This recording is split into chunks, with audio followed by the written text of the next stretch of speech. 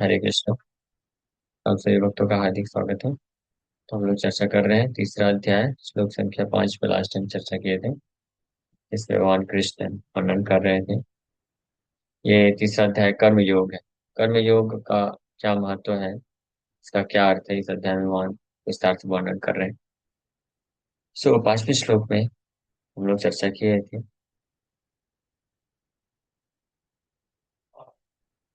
नहीं कश्चित क्षणमपि जातु तिष्ठत्य कर्मकृत् कार्यते हि अवशः कर्म सर्वा प्रकृति जैर गुण। Everyone is forced to act helplessly according to the qualities he has acquired from the modes of mortal nature. Therefore, no one can refrain from doing something, not even for a moment. इस श्लोक में हम लोग चर्चा की थी कि एक क्षण के लिए भी कोई व्यक्ति इस संसार में अकर्मकृत बिना किसी कोई कार्य किए नहीं रह सकता है, क्योंकि जो प्रकृति के तीन गुण हैं वो व्यक्ति को असहाय होकर के बलपूर्वक हर क्षण कार्य कराने के लिए फोर्स करते हैं, प्रेरित करते हैं। इसलिए भगवान आगे बता रहे हैं कि कर्म इंद्रियाणि संयम्य यास्ते मनस स्मरण इंद्रियार्थान विमूढ़ात्मा मिथ्याचार स उच्यते। One who restrains the senses of action but whose mind dwells on sense objects certainly deludes himself and is called a pretender। तो इसलिए वो व्यक्ति जो अपने कर्म इंद्रिया मतलब इंद्रियों जो कार्य करती हैं, कर्म इंद्रियों को तो रेस्ट्रिक्ट कर लेता है, रिस्ट्रेन कर लेता है, नहीं संयमित कर लेता है बाहरी रूप से, लेकिन मन जिसका विषय वस्तु में फिर भी लगा रहता है, ऐसा व्यक्ति निश्चित रूप में अपने आप को भ्रमित कर रहा है। False spiritual life. हाँ, फॉल्सली वो सोचता है, मिथ्या ही सोच रहा है अपने आप को कि वो आध्यात्मिक जीवन प्रैक्टिस कर रहा है या वैराग विरक्ति ले लिया है, तो अपने आप को ही भ्रम में रखता है। And is called a pretender. मिथ्याचार, मिथ्या आचार, झूठा आचार स उच्यते, मिथ्याचार प्रिटेंडर कहलाता है। तो भगवान स्पष्ट बता रहे हैं इस श्लोक में, विशेष श्लोकों के आधार पर,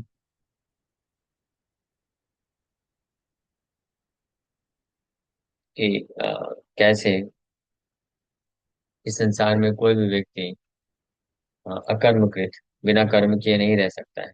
इसलिए जो जो भी व्यक्ति कार्य ना करने का प्रयास करता है, अपने आर्टिफिशियल कृत्रिम रूप से अपनी इंद्रियों का दमन कर देता है, कुछ कार्य नहीं करता है, विशेष रूप से ये जो ब्रह्मवादी मायावादी होते हैं, निराकारवादी होते हैं, वो भौतिक संसार के सारे कार्यों को त्याग देते हैं, लेकिन कोई पॉजिटिव जो कार्य है उसमें संलग्न नहीं होते हैं। तो ऐसे लोगों के लिए भगवान बता रहे हैं कि वास्तव में वो भले ही बाहरी रूप से अपने इंद्रियों के कार्यों को त्याग दें, लेकिन मन में जो विषय वस्तुओं के प्रति वासना है वो बनी रहती है, क्योंकि नहीं कश्चित् क्षणमपि तिष्ठति अकर्मकृत्। मन के द्वारा भी कार्य होता है, थिंकिंग फीलिंग विलिंग।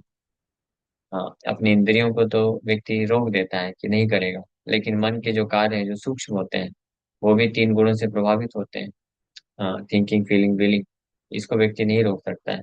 इसलिए ऐसे व्यक्ति को भगवान या आस्ते मन से स्मरण इंद्रियार्थान विमूढ़ आत्मा बोल रहे हैं। विमूढ़ आत्मा means is a foolish soul. हाँ, मूर्ख व्यक्ति।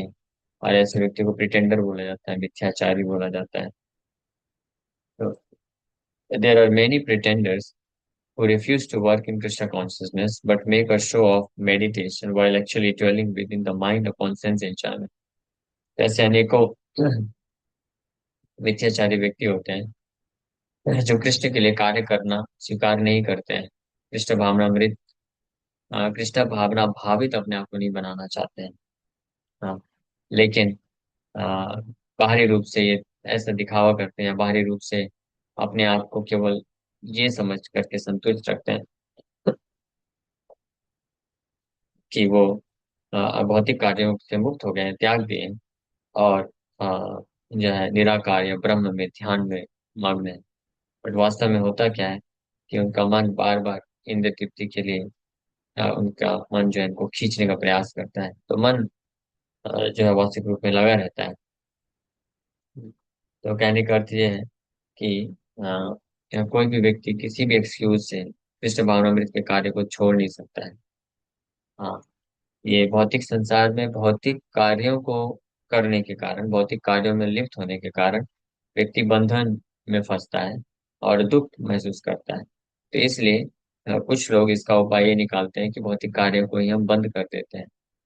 लेकिन बिना वर्क इन कृष्णा कॉन्शियसनेस, अपने इंद्रियों को, मन को कृष्णा में लगाए बिना व्यक्ति का इस प्रकार का जो प्रयास होता है भौतिक कार्यों को ना करने का, हाँ, हाँ, ताकि वो बंधन या दुख में ना फंसे, इस प्रकार का प्रयास अपने सेंस एक्टिविटी को बंद करने का जो प्रयास होता है वो एक्चुअली में एक नॉनसेंसिकल प्रपोजल। सेंसेस को सेंसलेस नहीं किया जा सकता है। So, such pretenders may also speak on dry philosophy in order to bluff sophisticated followers. But according to this verse, these are the greatest cheaters. ऐसे प्रिटेंडर जो होते हैं, खुद भी प्रिटेंडर होते हैं। भगवान प्रिटेंडर इसलिए बोल रहे हैं, यहाँ पे एक ध्यान देने वाली बात ये है, क्योंकि ये पॉसिबल ही नहीं। हाँ, हाँ।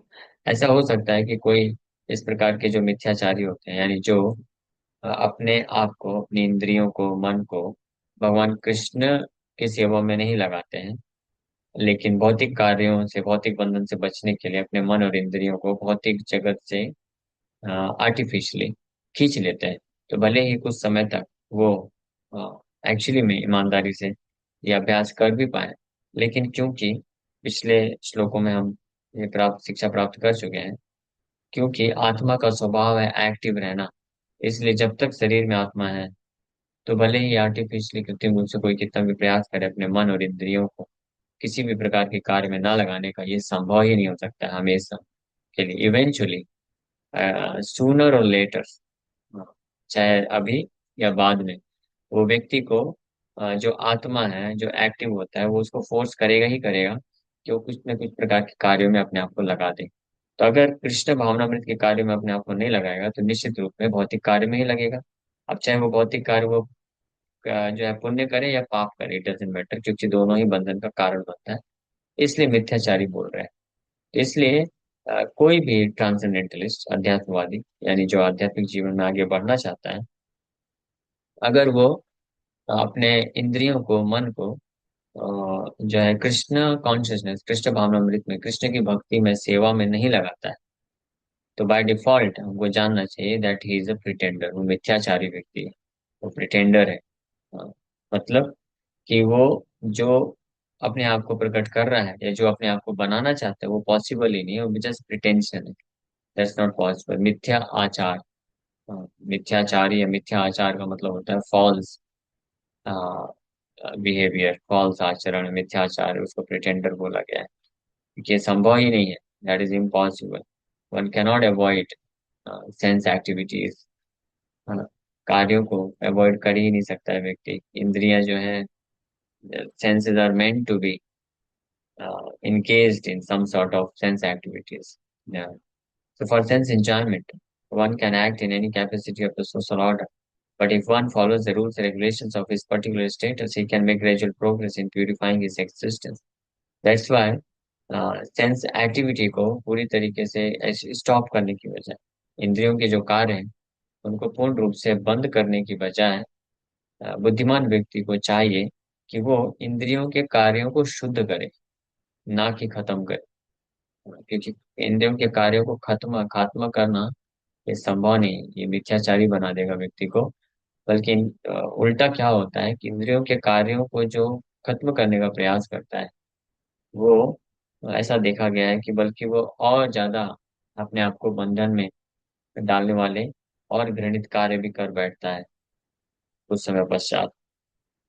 इसलिए बुद्धिमान ये है, या प्रॉपर प्रोसेस ये है कि व्यक्ति अपने इंद्रियों के कार्यों को खत्म ना करे, बल्कि इंद्रियों के कार्यों को इस प्रकार से नियोजित करे ताकि वो शुद्ध हो जाए। अशुद्ध होने के लिए ही है ये कर्म योगा प्रोसेस। कर्म योगा मतलब कि जब हम अपने इंद्रियों के जो फंक्शंस हैं, कार्य हैं, उनको कृष्ण से संबंधित करते हैं, तब वो जो उसका फंक्शन है, वो इंद्रिया और वो जो उसका फंक्शन है वो शुद्ध हो जाता है। जस्ट लाइक आईज, तो आईज, आंखों का कार्य देखना। अभी भौतिक संसार में भौतिक चीजों को व्यक्ति देखेगा तो भौतिक इम्प्रेशन, मटेरियल इम्प्रेशन, भौतिक वासनाएं हृदय में बनती हैं और आसक्ति आती है। ये बंधन का कारण बनता है। तो जो मायावादी ब्रह्मवादी होते हैं वो लोग, they want to stop seeing anything beautiful in this world. कुछ भी जो सुंदर है उसको नहीं देखना चाहते हैं। ये डर से कि हम आसक्ति में फंस जाएंगे, बंधन में फंस जाएंगे। But how long you can stop seeing anything? कब तक? आंखों को तो निकाल के फेंक नहीं सकते। तो इसलिए आंखों का शुद्धिकरण होता है जब कोई आंखों के द्वारा भगवान के स्वरूप का दर्शन करता है। उसी प्रकार से जीवा का कार्य टेस्ट करना। तो जो मायावादी होते हैं वो लोग पैलेटेबल डिशेस नहीं खाते हैं, टेस्टी चीजें नहीं खाते हैं। अ, और ताकि इंद्रियों, ये जो जिह्वा है उसके बंधन में ना फंसे। लेकिन ये संभव नहीं है एक्चुअली में।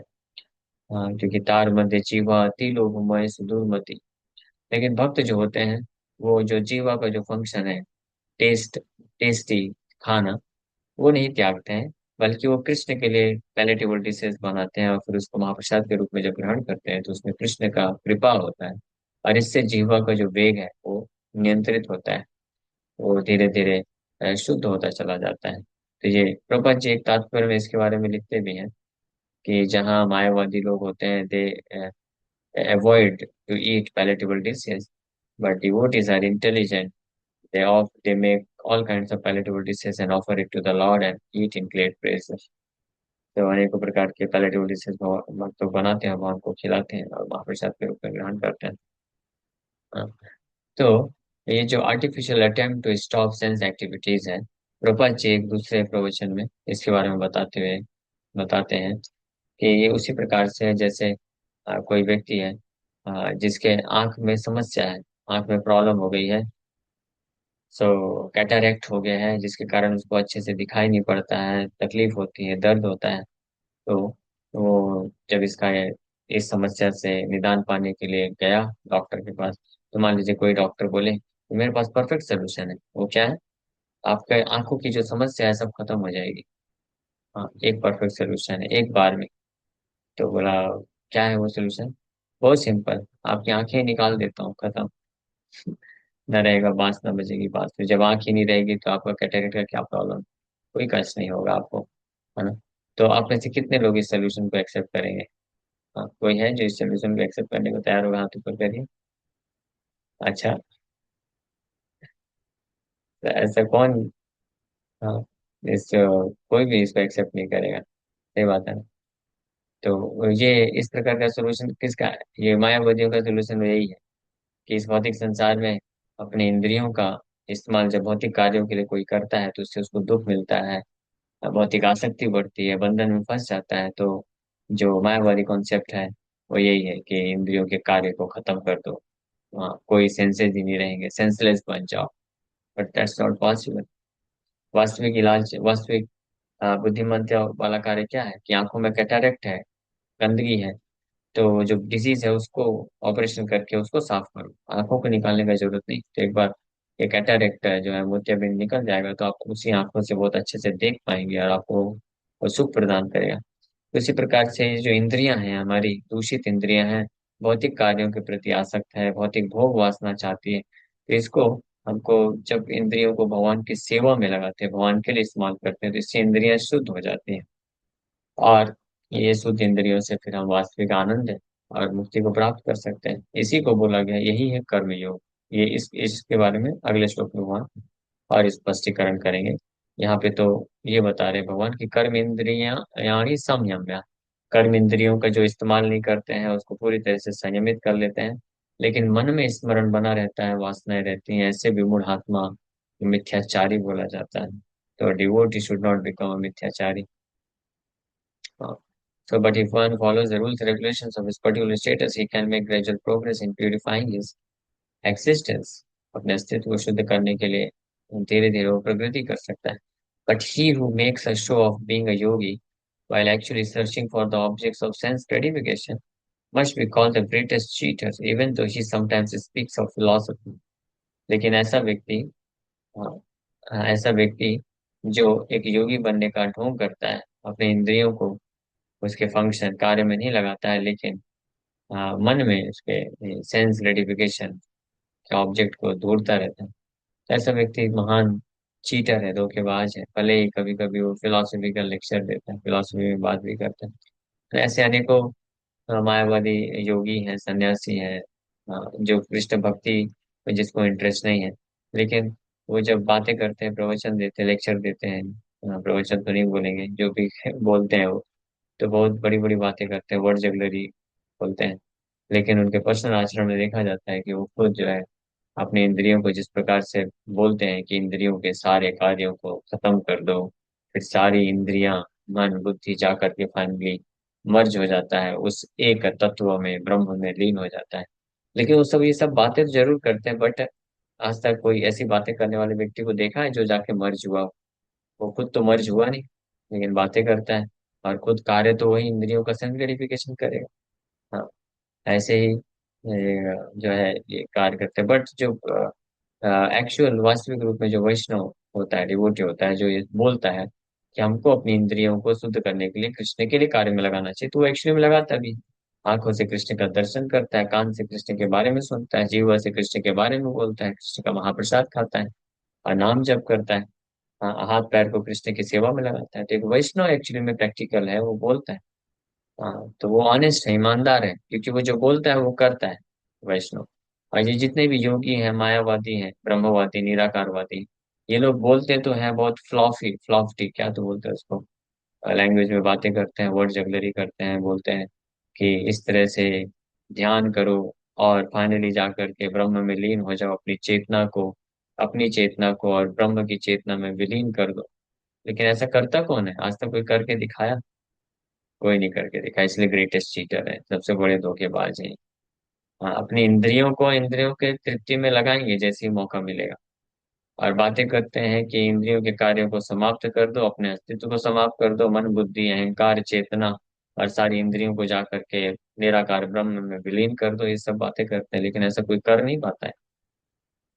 लेकिन वैष्णव जो होता है वही वास्तव में हितैषी है, वो चीटर नहीं है। वो जो बोलता है वो करता भी है। हाँ, कोई भी वैष्णव यही शिक्षा हमको देंगे कि हमको अपनी इंद्रियों को, मन को, बुद्धि को, शरीर को कृष्ण के लिए कार्य में लगाना चाहिए। उन इंद्रियों के कार्यों को खत्म करने की आवश्यकता नहीं, तो वो वैष्णव करता भी है, जैसे मैंने एग्जाम्पल बताया। हाँ, तो ये हम फले न परिचय इसे ही देख सकते हैं। और ये कार्य करते वक्त वैष्णव जो होते हैं वो शुद्ध भी हो जाते हैं, ये भी हम देखते हैं कि जो वैष्णव अपने इंद्रियों को, मन को, बुद्धि को, शरीर को कृष्ण की सेवा में लगाते हैं, तो धीरे धीरे वो जो है शुद्ध हो जाते हैं और समस्त प्रकार की वासनाओं से मुक्त हो जाते हैं, बंधन से मुक्त हो जाते हैं, और दुखों से मुक्त हो जाते हैं, और finally at the time of death वो कृष्ण का स्मरण कर पाते हैं, कृष्ण का चिंतन करते हुए कृष्ण के धाम को प्राप्त करते हैं। सो सो हिज इस प्रकार से, but he who makes a show off being a Yogi while actually searching for the objects of self gratification must be called the greatest cheater, even though he sometimes speaks of philosophy. His knowledge has no value. उसके इस प्रकार के ज्ञान का कोई value नहीं। क्या value? मान लीजिए आपको कोई आकर के कुछ पढ़ाता है और बड़ी बड़ी लॉफ्टी लॉफ्टी बातें करता है कि ये करने से ये हो जाता है, वो हो जाता है, ब्रह्मांड के उस पार चले जाएंगे और जाके मर्ज हो जाएंगे। लेकिन प्रैक्टिकली तो कुछ ना, तो वो खुद कभी देखा है ना किया है, तो उसका उस इस प्रकार के वर्ड जगलरी वाले नॉलेज का क्या value? Because the effects of such a simple man's knowledge are taken away by the illusory energy of the Lord. Such a pretender's mind is always impure, and therefore his show of yogic meditation has no value whatsoever. तो ऐसा जो मिथ्याचारी व्यक्ति होता है, जो कृष्ण का भक्त नहीं है, उसके द्वारा जो भी ये सब बातें की जाती है, बड़ी बड़ी वर्ड जगलरी वाली बातें, ये संसार से, ब्रह्मांड से मुक्ति की बातें, निराकार ब्रह्म में जाके विलीन हो जाने की बातें, ये सब नॉनसेंसिकल होती हैं, निरर्थक होती है, और ऐसे व्यक्ति का मन हमेशा अशुद्ध होता है, इम्प्योर होता है। वो कभी अपने आप को शुद्ध नहीं कर पाता है, और इसका कोई वैल्यू, और इस प्रकार के व्यक्ति का जो सो कॉल्ड मेडिटेशन है, जो निराकार में जो ध्यान करने का बात है, वो सब क्या है? वो सब यूजलेस हो जाता है, उसका कोई मतलब नहीं। इससे अच्छा, अब अगले श्लोक में भगवान बताएंगे जो हम लोग कल चर्चा करेंगे। इससे अच्छा भगवान बोलते हैं कि यस्तु इंद्रियाणि मनसा नियम आरभते अर्जुन कर्मेंद्रिय कर्म योगम सक्ता सविशिष्यते। सविशिष्यते मतलब ही इज फार बेटर, इससे इस ऐसे कोई तथाकथित योगी, सन्यासी, मायावादी जो बहुत बड़ी बड़ी ज्ञान की बातें करता है, लेकिन अपने इंद्रियों को, मन को, बुद्धि को, शरीर को कृष्ण की सेवा में नहीं लगाता है, वो यूजलेस है। उससे कई गुना ज्यादा बेटर तो वो व्यक्ति है, वो साधारण सा भक्त है, जिसके पास भले ही कोई ज्यादा ज्ञान ना हो, लेकिन जो इसेंस जानता है, अपने इंद्रियों को कृष्ण की सेवा में लगा रहा है। कम से कम वो एक्चुअली में प्रैक्टिकल डायरेक्शन में कुछ तो कर रहा है, कुछ प्रैक्टिकली वो कर रहा है, अपने इंद्रियों का इस्तेमाल करके कृष्ण के लिए कर रहा है, और इस प्रकार से अपने आप को शुद्ध कर रहा है, और आध्यात्मिक जीवन में वास्तविक प्रगति कर रहा है। सही यही है। तो यहाँ से अगले श्लोक में भगवान कर्मयोग का महत्व बताएंगे। ठीक है, हम लोग कल चर्चा करेंगे। Thank you very much. Hare Krishna. किसी का कोई प्रश्न है तो पूछ सकते हैं। Yes, any question?